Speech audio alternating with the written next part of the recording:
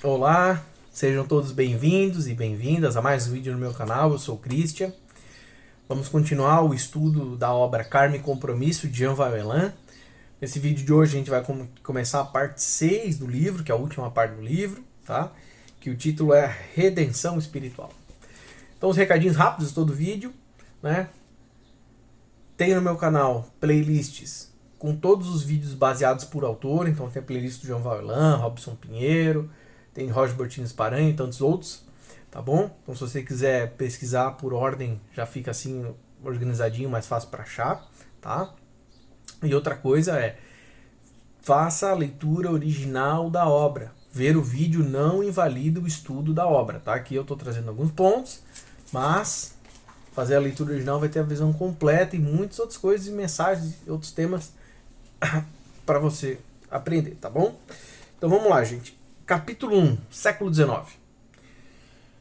Após os movimentos libertadores e o esclarecimento nos séculos anteriores, será o início dos preparos da reintegração cósmica. Foi tentado de 2000 anos antes de Cristo até o ano 1 antes de Cristo trazer estes conhecimentos, mas a humanidade estava imatura. Bem, então vamos lá, que a gente passou, que a gente estava estudando, né? Até o vídeo passado a gente viu da Revolução Francesa, um pouquinho depois da Revolução Francesa, e aí agora tu vê, ele vem nos dizer que começa-se os preparos no século XIX para a reintegração cósmica. Então assim, mesmo no tranco e barranco, na dificuldade, Lúcifer lutando para atrasar a rebelião, a reintegração cósmica, ele se aquebranta, ele vê que não quer mais isso, ele é resgatado, Satã assume, piora a escala as coisas ainda mais, e ele vê, ele percebe, a gente estudou isso lá atrás, lembra? Ele falou assim, pá, ele percebeu, pô, se Lúcifer foi resgatado, se aquebrantou, e todos os planetas, a gente tá perdendo planeta após planeta, cara, nós perdemos a rebelião, a luz vai ganhar. Ah, então eu vou dificultar ao máximo isso acontecer, a reintegração cósmica. Mas no século XIX, a ordem superior começa os preparativos da reintegração. Então não é mais o preparativo para libertar a humanidade, para acordar a humanidade, não. Agora começa o vai ou racha, né? Que é o que a gente está vivendo hoje, uma transição planetária global, geral, né? Por quê? Porque é joio e trigo, mudança de fase. Mundo regenerado, não dá mais para ficar na maldade, né? E olha que interessante, o que João Valama vai nos explicar, de 2000 anos antes de Cristo até o século I antes de Cristo, foi lutado e batalhado para trazer, despertar, para melhorar a humanidade, e a humanidade não comprou as ideias. Entende? Então é uma coisa que a gente viu no finalzinho do vídeo passado, né? De como Deus é misericordioso, Deus luta por nós, e a gente, por orgulho, por teimosia, não ajuda o trabalho da luz, né? Tu vê bem isso daí. Então imagine quantos avatares não encarnaram em toda essa trajetória. Lembrando que aí no século I a gente teve Jesus chegando aqui nesse corpo denso. Sofia encarnou. Entende? E mesmo assim a gente não comprou. E agora, você que está vendo esse vídeo, nós estamos em 2026, no momento que eu gravo esse vídeo. Você fala assim, cara, então quantos milênios da luz trabalhando. E aí a galera ainda... Nossa, é gostar muito do mal. É gostar muito de sofrer, né, cara? Porque você tá tendo tantos milênios de tanta dor, tanto sofrimento, tanta porrada, e tu continua nesses valores. Cara, que coisa bizarra, né? Entende? Nossa senhora. Eu gosto de falar assim, não, mano, chega, joga fora esse estilo de vida. Não quero mais viver assim. Entende? Poxa, como é que vive no amor, na paz, na união? Pronto, é esses os valores que eu quero viver. E aí tu vê quanto tempo de luta nisso, né? E as pessoas ainda... Ah, mas a luz não venceu. Não, claro que a luz venceu. Mas é que Deus respeita o livre-arbítrio de cada um. Então a pessoa que está escolhendo esses milênios de dor, de sofrimento, entende? De aprender na dor, né? E lembrando que as marcas estão sendo feitas, né? Então quem ainda continuar escolhendo ser joio vai continuar mais tempo buscando aprender na escola da dor, né? Ah, vamos lá, gente. No século XIX, o Espiritismo e a Teosofia abriram as mentes para a busca da lucidez e liberdade de análise, né?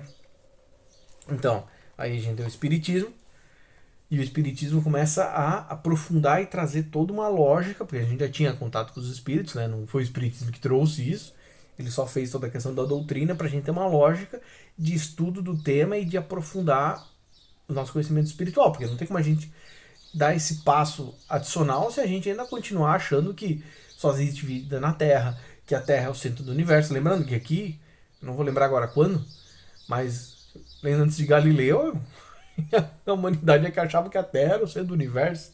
Então, assim, pelo amor de Deus, né? Tem um universo gigantesco. Como é que a Terra? Não, porque a Terra é a mais importante, é a mais. Só assim, não, né, cara? Porra. Né? Então aí a gente avançou nesse quesito. E aí eu acho interessante aqui, porque nós temos o Espiritismo, que depois virou-se religião, mas a gente tem a teosofia também. Então olha que interessante a gente ver a luz trabalhando em duas vertentes. Ó, vamos trazer o Espiritismo, porque se o pessoal desvirtuar isso e começar a trazer toda a lógica de religião para esse novo conhecimento, que foi o que aconteceu, a gente ainda tem a teosofia. Então a gente começa a ter uma visão espiritual mais aberta, mais ampla, que não vai ter toda essa caixinha da religião. Então achei bem interessante, por isso que eu marquei aqui nas minhas anotações, que a espiritualidade vem e traz duas vertentes, né? A vertente espiritual mais direta e essa vertente mais mística, mais espiritualizada, né, da teosofia, né? Então vai começar a trazer as coisas mais para uma filosofia, uma maneira de pensar que nada mais é do que uma outra roupagem, mas para trazer a mesma coisa, né? Se eu vou viver a humildade, eu posso viver a humildade porque eu sei que é um valor que Jesus pede que nós vivamos, a humildade.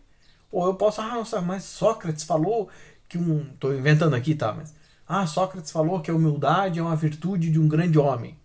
Pô, se eu tô seguindo o mesmo valor, ótimo, maravilhoso, estou evoluindo como pessoa. Não faz diferença de qual que é o mestre que eu me referencio para viver aquele valor, né? Então a teosofia começa a vir trazer mais essa questão de misturar o espiritual com essa visão mais mística, com toda essa questão de filosofia, toda essa visão maior, né? Então, bem interessante. A Revolução Industrial ajuda a romper regimes. Esses enfraquecendo, rompe-se a união entre a Igreja e o Estado. Então, aqui, fazer um pequeno adendo, que neste livro não fala, mas lá no Flor de Lis, o livro da Revolução Francesa, se eu não me engano, pode ser que também não seja nesse, seja em outro, mas não sei, foi outro livro ali que eles vão falar sobre esse agir. Qual que foi o plano? Quem trouxe a revolução espiritual foi a luz, a revolução industrial foi a luz. Por quê? Porque os irmãos da luz, né, que comandam, dominam, eles falaram assim, cara, mas a humanidade ainda está presa para sobreviver. Entende? Então tem todo mundo lá, tem que produzir o sapato para vender o sapato. Vamos fazer o seguinte, vamos levar a tecnologia das máquinas, porque as máquinas vão começar a fazer um trabalho de máquina. Certo? Então vai ter uma máquina que vai fazer o sapato. Aí todo mundo vai ter acesso ao sapato. Então para-se de andar a pé. Todo mundo vai ter acesso à panela. Então para-se de sei lá, não passar fome porque não tem panela. Então começa a se trazer a tecnologia. Para quê? Para que a tecnologia assuma o lugar da tecnologia e o humano possa se liberar e ter acesso a ocupar o lugar do humano. Mas no momento que eu gravo esse vídeo em 2026, janeiro de 26, a gente sabe que isso não funcionou bem. Por quê? Porque o humano rebelde e que continua lutando contra os valores do Cristo, continua errando. Então se vem uma máquina, o cara tá lá tendo 1.000 funcionários na fábrica, para ele lucrar $1.000 por mês, que é muito dinheiro. Nossa, ele já tá podre de rico. Estou estudando valores aqui, né? Porque nós estamos falando do século XIX. Aí vem uma máquina, e essa máquina permite com que ele lucre $10.000, tendo, sei lá, 20 funcionários. Aí tu pensa assim, show. Então ele vai lucrar mais, então ele vai liberar as pessoas e vai pagar melhor salários. Não. Ele quer pagar menos ainda, porque agora tem uma máquina que faz. Então agora você, humano, você tem que se sujeitar, porque antes eu precisava de ti. Agora não precisa muito. Se eu botar a máquina no teu lugar, você fala assim, cara, pelo amor de Deus, você já vai lucrar mais com a máquina. Não, 10.000 é pouco. Quero lucrar 15. E aí começa-se a ter o desemprego. Então desemprego eu posso, se tiver um desemprego alto, eu posso explorar ainda mais as pessoas, porque olha quanto desempregado. Quantos querem trabalhar aqui na minha empresa? Aí Aí começa a se canibalizar, então aquilo ali que era para vir para todo mundo ter acesso a recursos materiais e assim sobrar tempo livre, e assim a gente começar a falar assim, vamos começar agora a ter tempo pra gente se desenvolver como humano? Não. O que faz? Essa galera que está no poder começa a utilizar todo este novo conhecimento que chega aqui da industrialização para aumentar ainda mais a exploração. Que é uma coisa que a Lucilena Galvão, uma filósofa que eu gosto muito, ela fala muito isso, né? A IA não vai roubar o lugar do humano, ela vai voltar a ter o lugar que ela tinha que ocupar. A máquina tem que estar fazendo coisas de máquina. É nós humanos que temos que fazer coisas de humano. Nós estamos fazendo coisa que não é nossa. E aí eu concordo 100% com ela. 100% com ela. Mas o que me levanta aqui a questão é que é o seguinte, show. Então, por exemplo, a gente sabe, né, tem estimativas de que se todo o trabalho nos Estados Unidos for automatizado com o que a gente consegue automatizar e colocado de IA, tudo, a gente acaba com 70% dos empregos nos Estados Unidos. Tá? Isso é uma pesquisa que eu vi nos Estados Unidos. Então tu fala assim, como é que tu vai ter um mundo com 70% das pessoas sem emprego? Desculpa, 70% dos empregos, né? Tem muitas pessoas que já estão desempregadas. Então pensa assim, imagina a quantidade de gente desempregada. Como é que vai funcionar o mundo? Então eu concordo 100% que a máquina tem que ocupar o lugar da máquina. Não tem dúvida quanto a isso. Mas eu acho que a gente tinha que estar tendo uma segunda reflexão do tipo assim, show, a máquina vai ocupar o lugar da máquina. E o que a gente faz com todo mundo que vai estar desempregado? Que é a mesma coisa que aconteceu no Brasil. Vamos acabar com a escravidão? Mas perfeito, nota 11, não é nem 10, é nota 11. Mas ninguém, e isso daí é de propósito para que seja assim, ninguém pensou, tá, o que os negros vão fazer? Problema deles, nós vamos deixar eles livres. Eles vão viver aonde? Problema deles. Eles vão comer o quê? Problema deles. Eles vão viver como? Problema deles. Então, se o negócio tivesse sido feito, pensado, estruturado, a gente teria com certeza um país completamente diferente. Não teríamos periferias, não teríamos negros sendo empurrados para regiões periféricas, tendo que fazer casa do jeito que dá, porque não tinha acesso a nenhum. E, de novo, vou deixar muito bem claro, isso é com certeza uma artimanha das trevas para dificultar ainda mais o trabalho da luz. Então vem se libertar, mas nós vamos dificultar o negócio. Então vai fazer coisa completamente tudo torto, sem planejamento, para que a gente não vai conseguir travar a luz vai vir. Tá, mas então vamos dificultar ainda mais, saca? É a mesma coisa aqui da máquina. Vem a Revolução Industrial. Para quê? Para vir essa coisa da luz e a gente libertar as humanidades, e aí os humanos conseguirem ter tempo para pensar, para refletir. Não, então a gente começa a dificultar. Então peraí, então agora a gente pega o cara que é o grande capitalista e potencializa nele o orgulho, a arrogância, a ganância, porque ele quer muito dinheiro, não importa, entende? Então não importa o cara ser bilionário, ter dinheiro para 200 encarnações, não, ele quer ter dinheiro para 1000 encarnações. E aí começa a potencializar para quê? Para desvirtuar.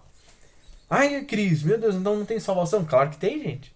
Claro que tem, vamos confiar, vamos ter fé em Deus, porque se nós mudarmos a nós, isso é muito importante. Se a gente mudar nós mesmos, a gente ajuda a construir um mundo melhor. Cris, mas você está trabalhando para não ser ganancioso, mas o Elon Musk continua sendo ganancioso. Ele vai ser cobrado pelo que ele está fazendo. E não é minha função essa. Eu não sou o juiz de Deus. Eu não sou um Exu, não sou uma pombagira. Entende? A justiça divina vai fazer o seu trabalho. O que eu tenho que fazer é eu mudar para eu não viver nesses valores. E aí eu vou mudar o mundo. Pode parecer pequenininho, mas se eu mudar o meu entorno, mudando a mim mesmo, eu vou impactar outras pessoas que vão mudar o seu entorno mudando a si mesmo, e assim a gente começa a construir essa visão melhor de mundo. Entende? E efetivamente, tendo uma visão melhor, a gente começa a construir um mundo melhor. Né? Então, é importante a gente ter essa reflexão de entender, porque a gente tá vendo as coisas acontecendo aqui, nós estamos varrendo a história aqui humana, e aí a gente pensa, vem a industrialização, que era para melhorar, e piora, mas piora por quê? Porque as pessoas estão vendo os valores errados. Entende? E sempre lembrando que nós estamos numa transição planetária. Mas as trevas vão sempre ficar atrapalhando. Vão? Mas onde que tá? Um monte de negativos. Mas existem entidades negativas, trevosas, que ainda estão no controle. Isso é verdade. Infelizmente é verdade. Mas elas vão ficar no controle para sempre? Não, né? Nós estamos numa transição planetária, nós estamos num processo de limpeza. Ah, Cris, mas tem ainda uma grande entidade que domina junto com seus asseclas. Sim, ela vai ficar aqui para sempre? Ela vai embora. Em que momento? Não sei, está na mão de Deus. Entende? Mas a limpeza está acontecendo, os dragões não estão mais aqui. Ah, mas o mundo não mudou, continua na maldade. Mas por que o mundo está na maldade? Porque as pessoas estão vibrando naqueles valores. Então, se elas estiverem vibrando naqueles valores, não se resolve. Então, se a gente mudar os valores que a gente vibra, mudarmos a nós mesmos, trabalharmos a nossa moralidade para evoluirmos a nossa moralidade, evoluirmos nossa evolução espiritual, a gente muda o mundo. Começando por nós, e isso é o que a gente tem acesso.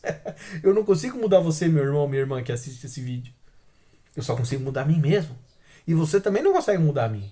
Você consegue mudar a si mesmo. Então olha a importância e faz total sentido. Porque como é que Deus ia dar para nós a chance de estarmos aqui encarnados e não nos dar essas ferramentas para estudarmos, para efetivamente evoluirmos e melhorarmos? Não ia ser justo? E nós sabemos que Deus é justiça. Então como é que Deus vai dizer assim, não, Deus, eu estou aqui encarnado, mas eu não posso me reformar, porque eu dependo do presidente. Se o presidente melhorar, eu consigo melhorar. Pô, como é que ia ser justo isso? E vamos parar para pensar. Já imaginou a responsabilidade que não ia dar nas costas de grandes personalidades? Se elas que tivessem mudar para impactar o mundo inteiro? Obviamente que elas têm a sua responsabilidade. E obviamente por elas terem muito recurso, elas vão ser muito cobradas. Mas isso é com elas.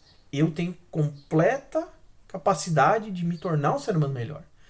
Ah, Cris, mas você não consegue construir um hospital. É verdade, eu não tenho dinheiro para construir um hospital. Entende? Mas e aí? Para eu me tornar uma pessoa melhor, para eu estar apto a construir um mundo melhor, estar apto a construir essa nova era, este novo tempo, que é este tempo onde a luz vai governar, eu preciso construir um hospital? Esse é o pré-requisito? Não. Ah, Cris, mas quem construir vai ter muitos créditos, com certeza. Mas o Elon Musk, por exemplo, ele tem esse recurso. Deus está chamando ele a construir um hospital de graça, com top de medicina para todo mundo. E ele ia fazer crédito, mas nossa, uma quantidade que eu não vou ter como produzir nesta minha encarnação. Tantos créditos como ele produziria. Mas ele está fazendo uma escolha e Deus está respeitando. Se Deus está respeitando, eu também tenho que respeitar. Mas eu tenho que fazer o que eu tenho acesso. E vamos sempre lembrar, a gente tem acesso de nós nos tornarmos melhores. Pra gente não cair nessa armadilha. Ah, veio a Revolução Francesa. Ah, muda, resolveu. Não, mas eu tô olhando o externo. Falimos. Caímos na armadilha de que as trevas deturparam um pedacinho ali, desvirtuou aqui, não mudou. O mundo continua na escravidão. Ah, veio a Revolução Industrial. Não, vai resolver. Ih, não resolveu. Agora vem a Revolução da Internet. Ih, não resolveu. Agora vem a Revolução da IA. E aí tu vê, a gente vai caindo nessas armadilhas. Por quê? Porque não estamos firmando os nossos pés nos valores cristãos. E os valores cristãos aqui, gente, não é para se confundir com o valor cristão de igreja picareta. É o quê? É os valores que o Cristo nos ensinou do amor sobre todos, do estudo. Então não vamos ficar sendo destruídos no nosso cérebro por esse monte de microdopamina e de algoritmo que nos bota em bolhas, que nos polariza, desses vídeos curtos. Entende?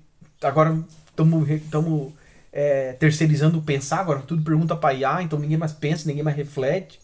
Entende? E aí, finalizando a gravação desse vídeo específico não, mas toda essa série do Carmen Compromisso de Jean Violan vai subir no canal Universalismo Crístico, que é um passo adicional do que a gente sabe que é o futuro, o universalismo. O futuro não é essas caixinhas de religião que tem. E aí tá lá, primeiro valor, amar a todos. Então se a gente exercitar o amor, começando por nós, indo para Deus, indo para os nossos próximos, indo expandindo esse nosso amor, a gente muda o mundo, cara. Tem. E a gente não cai nessas armadilhas. Tu acha que se a gente estivesse valorizando o amor, valorizando o pensamento coletivo, valorizando a união, valorizando a fraternidade, a Revolução Industrial ia ter falhado? Não. Ela ia ter sido bombada e ia ter todo mundo acesso pleno a todos os recursos. Tem. Mas ela falha por quê? Porque muita gente vibrando na ganância. Por exemplo. Vibrando na coisa do orgulho, da arrogância, de que eu quero ser o chefe da fábrica. Então eu preciso que tenha alguém inferior para eu me sentir superior a ele. Não, cara. Hein? Ah, porque eu quero ser o grande capitalista. Eu quero estar podre de rico para todo mundo ver como eu sou superior. Não, mas você vai se mostrar superior se tornando uma boa pessoa. Olha quanto que o nosso mestre Jesus é superior a nós, a quilômetros superior a nós. Mas ele não é superior a nós, a gente olha e fala assim, nossa, como Jesus é muito mais evoluído, porque ele é rico. Não, mas porque ele é um espírito muito mais evoluído que nós, que está se rebaixando até nosso nível para nos ajudar a nos levantar, sendo essa nossa estrela guia, esse nosso norte. E não por dinheiro. E não por pequeneza, não porque eu sou Jesus, eu sou incrível, você tem que me adorar e servir a meus interesses. Não, não é isso. Não é explorar o mais fraco, é justamente elevar o mais fraco, o forte trabalhar para ajudar o fraco. E aí os dois crescem nesse processo juntos. Está no livro dos Espíritos, entende? Mas vamos voltar aqui para o sexto capítulo que eu aprofundei aqui a reflexão aqui do tema, para não escapar demais aqui da ideia de a gente estudar o capítulo 1 aqui.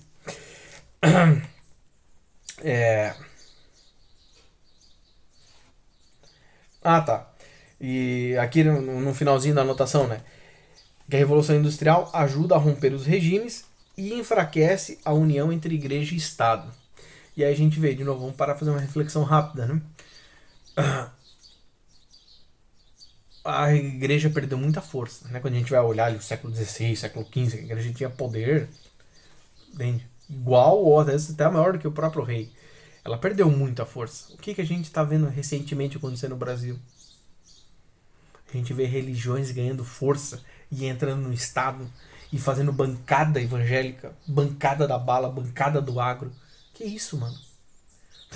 Então, assim, foi feito todo um trabalho para quebrar-se o monopólio da religião, botando a religião no lugar dela, que é para ser uma coisa espiritual. Não vou entrar aqui no mérito o que estava ensinando ou não, mas era para ser ela e o Estado trabalhando por bem coletivo. Aí o que a gente vê acontecendo? De novo, então se trabalhou para isso, aí vai voltando-se, vai voltando, a humanidade vai indo de novo, fala assim, não, vamos trazer de novo a religião para dentro do Estado. Aí tu fala assim, não, cara, mas espera aí, se a gente for trazer para dentro do Estado, a gente tem que trazer a política do Cristo. Não, a gente vai trazer a política da religião que eu aceito. Então eu vou fazer uma lei que atende aos interesses da minha religião. Não, mas não pode, cara, a gente tem que fazer uma lei que atenda ao coletivo. Não, vai fazer o que eu atendo à minha religião. Fala assim, não pode, cara. Entende? A gente vai desvirtuar, vai bagunçar, vai atrapalhar. Eu não posso fazer uma religião porque eu sou espírita, então eu vou financiar somente escolas que vai ensinar o espiritismo. Não, mas eu tenho outras vertentes, outras crenças, outras coisas. Não, é só isso. Não, mas eu sou evangélico, então vou só financiar hospitais que vai atender pessoas evangélicas. Eu tenho um hospital aqui na minha cidade, que claramente é um hospital católico, é um hospital do Estado, não é um hospital do município, nem federal, é um hospital estadual. E ele claramente tem uma capela católica dentro do hospital e nitidamente existe um tratamento diferenciado, eu conheço vários casos disso, de quando você se declara católico para quando se declara qualquer outro. Cara, não pode isso, é todo mundo filho de Deus, o hospital tem que tratar todo mundo igual. Agora não pode ser assim, eu sou católico, sim. Não, então beleza, então o médico vai te tratar com carinho, com respeito, tudo certinho. Se eu for um bandista, não, então larga tu lá no fundo do hospital, hora que der o médico atende, se der pra dar remédio ele dá, se não der tu morre mesmo. Não pode isso, gente. Não faz sentido algum. Então olha de novo, o Jean Valjean não vai explicar, porque esse livro aqui, se não me engano, não foi escrito em 86, 96, eu não vou lembrar agora quando é que foi, 76 eu acho que foi escrito. Não vou lembrar agora. Mas nós vemos isso, uma trama das trevas, recente, de trazer de volta a religião para dentro do Estado. Só que agora não mais institucionalizado, mas através de veículos. Então tem a bancada evangélica, aí vai ter a bancada católica, aí vai ter a bancada espírita, aí vai ter a bancada da Umbanda, aí vai ter a bancada universalista. Tu fala assim, não, cara, mas não é isso, mano. Entende? Porque você não precisa de uma bancada, se você for um cristão, você não precisa de uma bancada evangélica. É só você viver o cristianismo que você vai fazer o bem. Você não precisa estar lá, não, eu vou defender os direitos. Não, mas ser cristão é defender o 6 por 1. Ser cristão é defender um hospital para todo mundo, o melhor hospital que tem, o melhor acesso que tem. Entende? Você não precisa ter uma bancada para isso. Né? Mas vamos seguir adiante aqui, gente. vários países se tornaram independentes. A luz e as trevas alternavam por trás dos acontecimentos.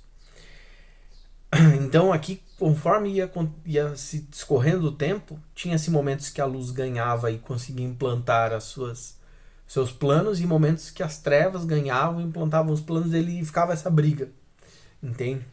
Lembrando que essa briga acontecia por quê? Porque se implanta-se coisas da luz, a humanidade não compra, aquilo ali enfraquece, você não está regando a plantinha vai morrendo, o solo fica seco, morre a plantinha, aí vem a erva daninha. Aí tem o trabalho do jardineiro de arrancar a erva daninha. Mas aí você tem que plantar, semear e adubar e molhar a planta desse conhecimento da luz para aquilo florescer. Né? E aqui olha a informação que Jean Valjean nos traz no livro. Por uma influência de Satã, teve-se a Primeira Guerra Mundial, que é lutas por recursos, terras, mercados. Então você vê, é uma trama das trevas, isso é óbvio, né? Que foi potencializar a guerra mundial. Então foi a primeira guerra que a gente teve em escalas mundiais. Antes nós tivemos diversas guerras, mas nunca numa escala mundial.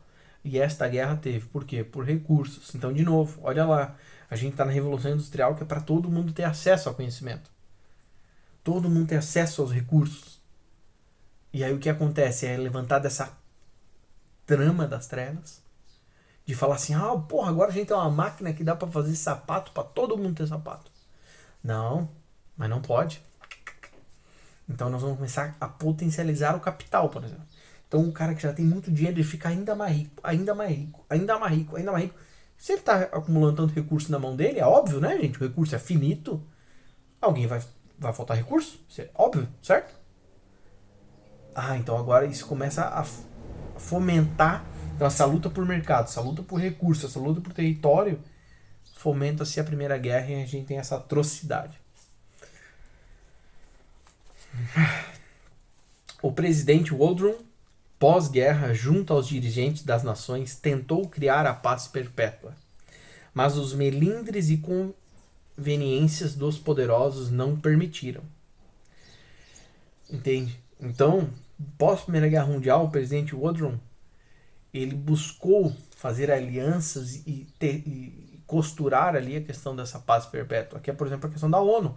Então a gente vai ter um coletivo de planetas, de países, para que esses países sentam em harmonia e tomem as decisões coletivas. Para quê? Para não se ter mais guerra, não se ter mais isso. É o que é melhor para o planeta. Então olha que interessante. A gente começa a ter movimentos e dizer assim, cara, não dá mais para a gente ter uma guerra. Se uma guerra de um país contra um é horrível, a gente tem uma guerra global, é péssimo. Então vamos, olha que interessante, o trabalho da luz. Vamos ter essa visão global? Então vamos começar a costurar essa paz, porque todo mundo ganha na paz, não tem perdedor na paz. Tem perdedor na guerra e todo mundo que participa da guerra perde. O cara que joga bomba perde, porque ele vai colher aquilo ali. É lei, ação e reação. E o cara que toma bomba na cabeça perde também, porque ele perdeu do sofrimento. Então não se tem vencedor na guerra, só se tem perdedores. Então vamos começar a ter essa visão global. E olha que interessante. A gente está começando a ter os trabalhos da luz da reintegração cósmica. Como é que a gente vai ter uma reintegração cósmica? Tendo essa visão ainda extremamente regionalizada. Imagine, aparece aqui uma nave alienígena e fala assim, humanidade, nós estamos vindo aqui para ajudar vocês. Aí a nave para nos Estados Unidos, não, então só os americanos vão aceitar aquele conhecimento. Porque o brasileiro não, porque a nave parou lá, aí tem que parar outra nave aqui. Aí a nave aqui é um outro irmão que traz um conhecimento diferente de lá. Lá ele está ensinando cálculo e aqui ele ensinou geometria. Não, aí o pessoal lá dos Estados Unidos não vai escutar geometria, porque a geometria foi trazida no Brasil. E no brasileiro também não vai aceitar cálculo, porque o cálculo foi trazido nos Estados Unidos. Como é que nós vamos evoluir desse jeito? A gente fala assim, que massa, trouxeram o cálculo lá, maravilha, vamos aprender o cálculo. Trouxeram geometria aqui, maravilha, vamos aprender geometria. Trouxeram trigonometria, logaritmos na Europa, na Espanha, que legal, vamos aprender logaritmos que veio na Espanha e trigonometria que veio na França. E aí a gente tem essa visão coletiva e aí a gente consegue avançar a pauta da luz, porque estamos todos trabalhando no mesmo guarda-chuva e não cada um puxando para um lado, né? Mas a gente sabe que não deu certo. E agora em 2026 a gente sabe que a ONU é muito mais uma massa de manobra das elites, que é o que Jean Valjean vai nos explicar no livro, que por interesses individuais de grandes poderosos, ele não vai citar obviamente quem é, mas a gente tem vários, senso comum de grandes famílias que já dominam aqui há séculos, né? E como os Rockefeller, por exemplo, que não vai contra o meu interesse. Então, corto, não vou deixar isso para frente. E aí a coisa não avança, que é o que eu falei logo atrás. Plantou-se a florzinha, linda, maravilhosa, a coisa mais linda. Se a gente não molhar, se a gente não botar o adubo, a planta morre. Ah, mas é porque a luz falhou? Não, é porque a humanidade é tão primitiva ainda que não está buscando esses valores que não molha a planta. Aí ela vai morrer. Na Alemanha, vem mais uma investida das trevas. Por ter muitos atlantes reencarnados que promoveram hecatombes, eles queriam um super líder e se achavam superiores. A Segunda Guerra Mundial buscava concentrar poderes novamente e destruir os avanços feitos. Entende? Aí agora a gente tem de novo a Segunda Guerra Mundial. E aqui fica a reflexão para nós. A gente sabe que Hitler é a reencarnação de Davi. A gente sabe que muitos soldados do exército de Davi naquela época, que fizeram atrocidades, porque Davi fez coisas lindas, mas fez muita coisa errada, reencarnaram na Alemanha nazista, por isso que tinha uma grande afinidade por Hitler. Nós sabemos que Hitler tinha um dom da fala incrível. Sabemos que o discurso dele tinha pessoas que viam o discurso ao vivo e o nível de hipnose era tão brutal que essas pessoas chegavam a ter orgasmos. Imagina, você vai lá num discurso de um político, você chega a ter orgasmo com o que ele está falando. E aí no livro, excelente livro, Atlântida, de Roger Bottin Sparanho e Hermes Trismegisto, se eu não me engano, no segundo volume, que é O Reino das Trevas, eles vão, em determinado momento do livro, eles vão discorrer um pouco mais sobre isso. E é muito interessante. E aí eles vai nos explicar de como é toda uma hipnose coletiva que foi feita e a humanidade afinizou com aquilo. Então, lá atrás, a gente já estudou aqui, já vai lá, ele já nos trouxe, que tinha-se essa narrativa, esse discurso, essa ideologia de que existiam os Atlantes eram superiores aos espíritos que estavam aqui na Terra. Porque eles eram de alta casta, porque eles eram os superiores a eles tudo e aos outros espíritos nada. Então eles viviam na fartura e os outros podem morrer de fome, não tô nem aí. E aí esses espíritos vibravam naqueles valores. Todos eles reencarnaram na Alemanha nazista. Para quê? Para ter essa oportunidade de se curarem daquilo, de evoluírem, dar um salto de progresso. E eles falharam. Caíram de novo na mesma ladainha, no mesmo engodo da raça superior e tudo. Só mudou a roupagem. Então, olha como quando eu falei, como é importante a gente evoluir como pessoa. Por quê? Porque se o cara efetivamente tivesse trabalhando para se tornar uma pessoa melhor, ele iria jogar uma bomba no outro. Ele iria comprar essa narrativa de que o ariano é superior ao outro. Como assim, cara? Olha quanto conhecimento maravilhoso é produzido por todos os povos. Existe conhecimento maravilhoso vindo da Alemanha? Óbvio, mas de todos os povos existem. Isso é o quê? Isso é uma desculpa para quê? Para pegar mais recursos, para fazer mais atrocidades. E depois é nos falado no livro que conforme a Segunda Guerra foi avançando, em determinado momento foi começado a destruir essas antenas de hipnose coletiva e muita gente na Alemanha foi despertando. Então aquela coisa de nós somos superior, vamos pegar dos judeus, porque a Alemanha ficou destruída após a Primeira Guerra, né? Entende?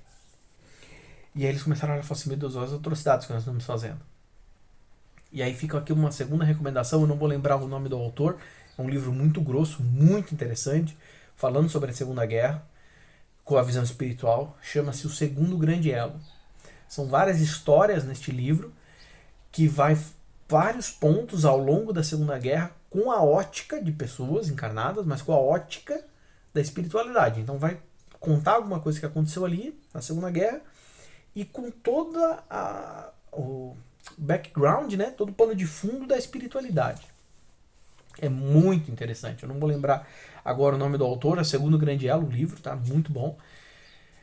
E aí você fica bem nítido, assim, de que chega um certo ponto que aí tudo que os países, por exemplo, viram de atrocidades da Segunda Guerra, então a Alemanha vinha, nossa, fazia atrocidades. O que aconteceu? Os dois povos que se levantaram contra a Alemanha, então, por exemplo, a Alemanha estava indo lá invadir a Rússia e fazendo atrocidades. Atrocidades na Polônia, atrocidades na Ucrânia. Quando a Rússia foi dominando as terras de novo, o que eles fizeram? Eles replicaram aquela lógica em cima dos alemães. Então você fala assim, gente, a gente não resolve, as pessoas não entendem a lei de ação e reação. Se vem um cara que dizima por maldade, aí quando tu vai dominar o terreno de novo, tu faz a mesma coisa que ele fez contigo, é a mesma coisa acontecendo, só muda o lado que faz, mas é a mesma lógica negativa. A lógica contrária ao Cristo. E aí fica a reflexão aqui que é trazida no livro, em determinado momento. Porque como é que a Igreja Católica, isso é pesquisa, isso é real.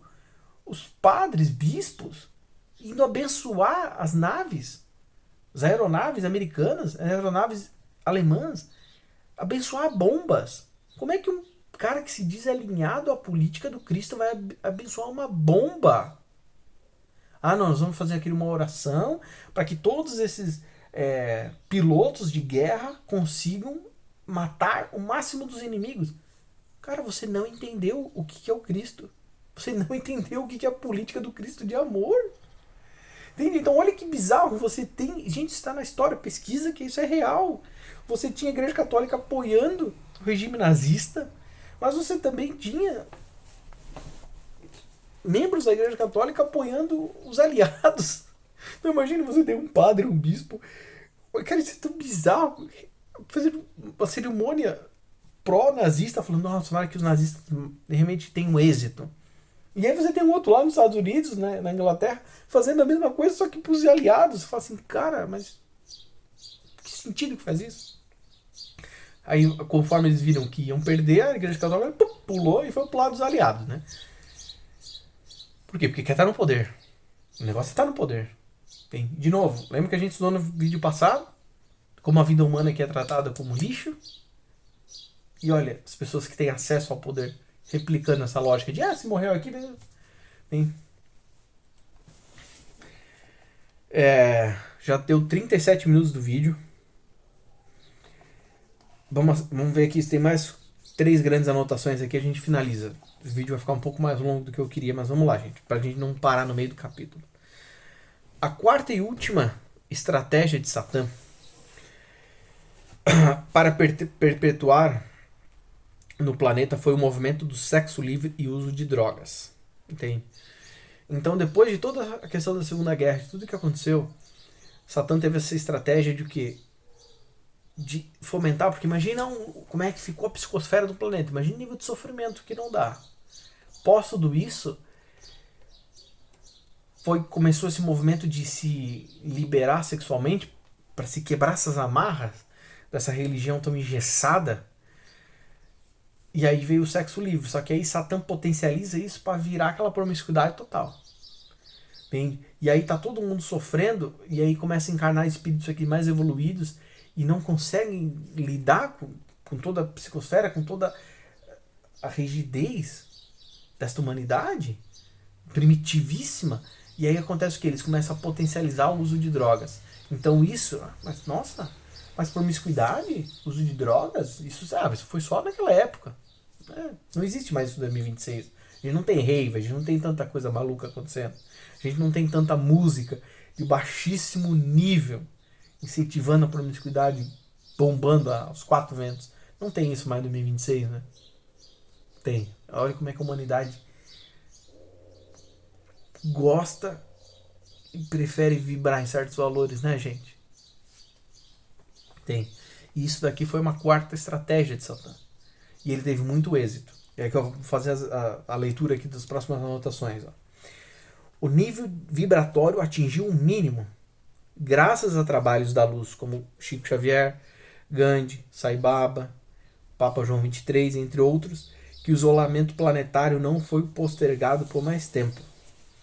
E aqui João Viola vai nos explicar que, com este movimento, o nível vibratório caiu tanto, mas tanto, como um dos mais baixos que a gente tem em história, que se chegou a cogitar postergar a reintegração cósmica. Entende? Então imagina isso, o nível da humanidade afundou tanto pós-Segunda Guerra que a espiritualidade maior falou, cara, a gente vai ter que cancelar a reintegração, porque do jeito que tá, a humanidade tá zero preparada para isso. Tem, eu não sei se aqui entra aquele plano que foi feito por Jesus, né, que foi feito uma reunião pós-Segunda Guerra, ele falou assim, 50 anos não se usarem mais armas nucleares, a reintegração, a transição planetária vai vir, o mundo regenerado vai vir. Se acontecer, a gente cancela. Entende? E aí degrada todo mundo. Não sei se encaixa, né, nesse exato momento da história aqui, tá? Mas eu não sei se é exatamente essa reunião que Jean Valjean vai explicar quando diz que ia ser postergado, tá? Mas que a gente sabe que teve essa reunião. De Jesus e outros espíritos que comandam aqui toda a evolução planetária, né?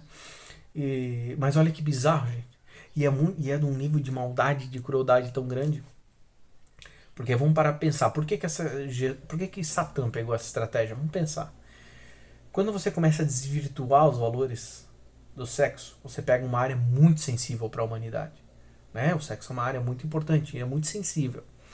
Então, você tem um grande ímpeto, né? E a sexualidade até hoje é utilizada muito para desvirtuar o humano, porque por nós estarmos nesse corpo denso, na matéria densa que tem hormônios, a gente é muito empurrado pela questão sexual. Então ele tem muito êxito nisso. Nós temos muito energia sexual, né?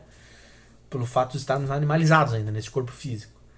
E aí você desvirtua isso, então se você consegue desvirtuar a questão sexual, você gera dificuldades enormes para aquele espírito encarnado. Né? Alguém que passou por um abuso sexual, por exemplo, nossa, ela tem traumas que às vezes vai carregar a vida inteira, é uma coisa muito difícil. Então, você começa, que é o plano das trevas, começa a ganhar muita força nessa área, e aí degringola, e aí não só quem tem um abuso, mas com quem está vivendo o sexo deturpado, porque isso vai degringolar um monte de coisa. Isso facilita muito o acesso deles à energia, a muita energia, porque no momento da relação sexual é liberado muitas energias espirituais, e isso daí é de fácil acesso para eles se tu tá vibrando num sexo doentio. E para pensar, daquele sexo desvirtuado, encarna um espírito. Qual é a chance que aquele espírito vai ter uma família estruturada que vai ajudá-lo a evoluir como espírito, a evoluir como pessoa? Baixíssima, né? Imagina, às vezes a mãe não sabe nem quem é o pai, ou às vezes tem 5 filhos e cada filho de um pai diferente. A chance de ter uma organização é muito mais difícil. Então olha que nível de crueldade, de maldade. Porque vai se deturpando o espírito encarnado, o espírito que está vindo, o coletivo. Olha que nível de maldade, cara. E aí vamos analisar por que ele fomentou as drogas. Por que nessa época aqui se fomentou, só se tinha maconha, agora começou a ter a cocaína, começou a ter os LSDs, as metanfetaminas. Por quê? Olha o poder destrutivo da droga. Eu não vou entrar aqui no mérito, porque é uma discussão muito longa, mas a gente sabe quanto que a droga destrói o espírito de quem está usando a droga. E olha o poder destrutivo da droga no coletivo. Então ele tinha duas grandes vertentes. A deturpação do sexo, e aí impactando sociedade, e a droga vindo impactando a outra sociedade brutal. Então tu fala assim, gente do céu. E aí a gente vê o que a gente tem hoje. É nítido, você tem que ter um neurônio, não precisa nem 2 neurônios, um neurônio, para ver quanto que é tudo que a droga encosta é destruição. É só dor e sofrimento, não vem nada positivo da droga. Todo esse sexo deturpado é só dor e sofrimento. E como isso se propulga, se promulga. Propulga não, desculpa. Como isso se promulga. Então olha que nível de crueldade, cara. E aí a gente tem agora em 2026 ainda, isso ainda com tamanha força. Olha como a humanidade vibra em valores complicados. E a gente não conseguiu ainda superar drogas, não conseguiu superar valores. Tu vai num local, numa balada, numa rave, num baile funk, num local assim, e tem drogas, e todo mundo sabe que é vendido drogas lá dentro. E como é que não é freado isso? E como é que as pessoas compram isso? Entende? Pô, sabendo o poder destrutivo disso, cara, não se deve usar isso de forma alguma. Ah, mas eu estou sofrendo, eu quero uma válvula de escape. Cara, mas aí tem que buscar outro caminho, porque esse caminho não dá, isso daí é só sofrimento, né? Então, olha que tamanho nível de maldade. E a gente viu que, só fazendo um parênteses, a gente viu lá atrás que Lúcifer, por mais que estivesse vibrando o contrário ao Cristo, tinha coisas ainda que ele ainda tinha um certo valor. Agora, quando ele sai, porque ele foi resgatado, da rebelião, a rebelião assume tons muito mais cruéis. Pelo que a gente está estudando aqui, Lúcifer nunca ia tomar uma iniciativa dessa. Tem Satã tomou. E vários outros, ele não é o único responsável. Tem várias outras entidades negativas que estão financiando isso. Apoiaram isso. Tanto na contraparte espiritual como na contraparte física. Tem. Então olha que bizarro, cara. Né? E aí vamos aqui para minha última anotação e a gente fecha esse capítulo 1 aqui. Em 1989 começa a ser avistado naves que faziam experimentos com os humanos. Em 1992 ficam naves, ele vai dizer 90 naves, né, na data do livro, e antes de estarmos confederados, em cada rota de entrada e saída do planeta. Naves capelinas a mando do mestre, trabalhando com amor. Então você vê, a reintegração cósmica está avançando. A gente viu essa macabra e triste iniciativa das trevas de fomentar a guerra mundial, de fomentar essa lógica de por dinheiro tudo é permitido, essa lógica do sexo deturpado, essa lógica de drogas. E aí a gente vê aqui em 1989 o que? Cara, a gente vai ter que se abrir para o contato alienígena. Então em 89 começa a ter alguns avistamentos. Entende? Porque se você está acompanhando aqui comigo desde o início, a gente viu que teve um determinado momento, não vou lembrar agora de cabeça quando, que foi fechado os avistamentos. Agora não se tem mais avistamentos. Então a gente parou de ter esse contato com os espaciais. Agora voltou a se abrir. Então, agora tem um caso aqui, um caso lá. Mas era coisas ainda muito pontuais, né? Não se tinha filmagens, porque a gente tinha tecnologia primitiva, então não se tinha filmagens e tal. E aí em 1992 é alocado 90 naves. Lembrando, isso é falado na data do que o livro foi escrito, né? Hoje a gente já sabe que o planeta Terra, graças a Deus, está confederado. Então, resumindo, a gente tem toda a frota de Ashtar Shiran e muitos outros irmãos e irmãs que trabalham para a luz, fazendo toda a proteção planetária. Então não entra mais ninguém aqui no planeta Terra sem a autorização.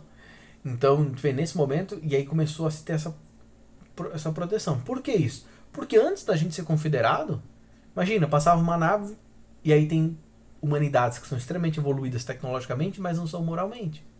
Aí eles passam, vou parar aqui na Terra. Nossa, quantos recursos que tem. Nossa, essa humanidade aqui é tão primitiva. Pô, eu vou me alimentar de toda essa energia. E aí eles começam a vir aqui, e aí é mais gente para atrapalhar ainda. Aí, se os que estão aqui já estão atrapalhando um monte, já dificulta um monte evoluir a humanidade. Se começa a vir mais tranqueira para cá, ferrou. Então começa essa proteção de, opa, aqui não vai botar a mão não. Bem, tanto que a gente sabe de casos de que os Estados Unidos fez acordos com os espaciais, isso é conhecimento público, e aí os espaciais começaram a fazer, e aí começou a ter muito caso de abdução. Só que qual que era o acordo? Faz abdução, estuda aqui o humano, para vocês descobrirem coisas que vocês querem, que tem interesse para vocês, que tem humanidades que, por exemplo, não conseguem mais se procriar, então eles querem descobrir o corpo humano aqui, para que o corpo humano aqui seja um embrião de conseguir